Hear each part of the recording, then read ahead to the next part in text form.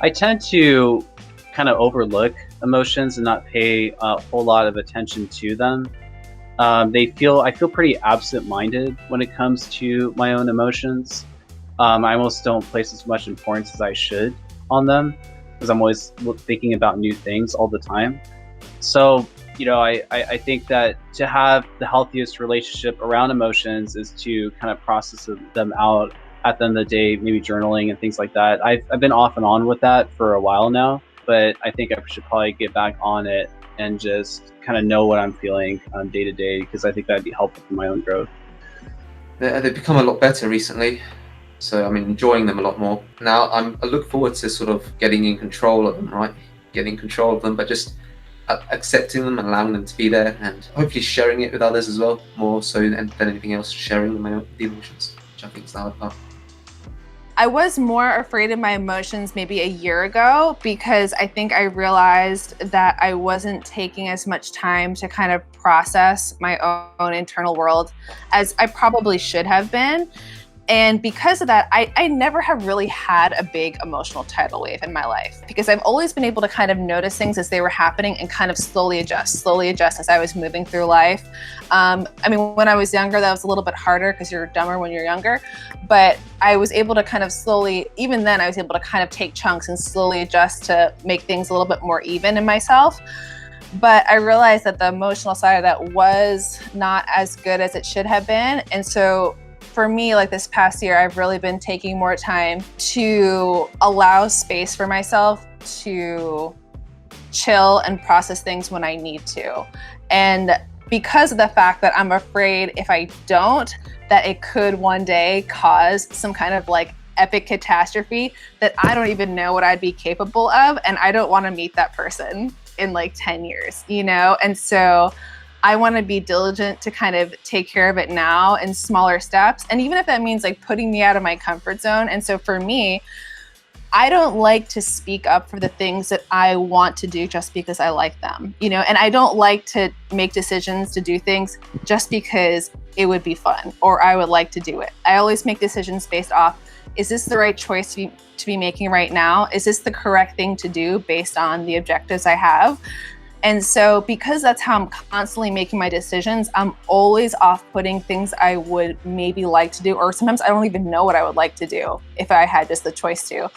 So I'm trying to be more diligent to look at those things, kind of speak up for them if I have like an opportunity to, because I don't want one day to be like, I haven't done what I've wanted to do for 20 years and now this is my chance and I'm gonna go, move to Japan. Like I don't want to do that. My relationship with emotions is really complicated because I felt like I got two different narratives growing up.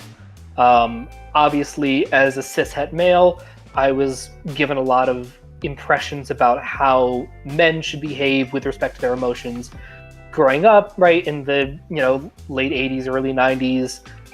But socially, I was surrounded by women all the time.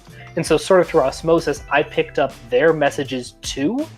So it was a real tension for me because I felt like I was deeply aware of my emotions all the time, but had no outlet to express them. And that but I was being told that I needed to by the women, but then when I did, I was still a man expressing emotion, so I wasn't fulfilling my archetype that way.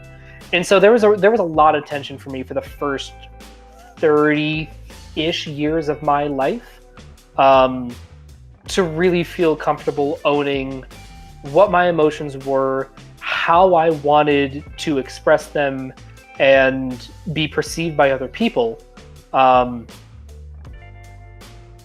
still honoring whatever it was that I was feeling at the time. I have a very interesting relationship with emotion. I feel that we did not have a relationship until very recently. Until the last year or two, I've been trying to have a relationship with my emotions, but naturally, I'm extremely disconnected from emotions. And what I mean by emotions is the more negative, unpleasant emotions. I'm very in tune and always into the happy emotions. right? So anything that makes me feel good or feel happy. I feel like naturally I'm an extremely happy person due to my optimistic wiring or whatever, naturally, right? I always saw myself as a lot more happy than most people. However, when it comes to negative emotions or anything that's uncomfortable and things like that, I naturally obviously don't. But now my relationships, as I'm getting older and seeing the value of going closer to those kind of emotions, I'm kind of obsessed with them in this time of my life. So I'm keep pushing, running toward them the best I can. And now I'm starting to see them as a really useful tool because I'm starting to see the benefits from allowing a lot more of those emotions to just sit. But naturally, I push every negative emotion away that instant. That's my natural response to emotion.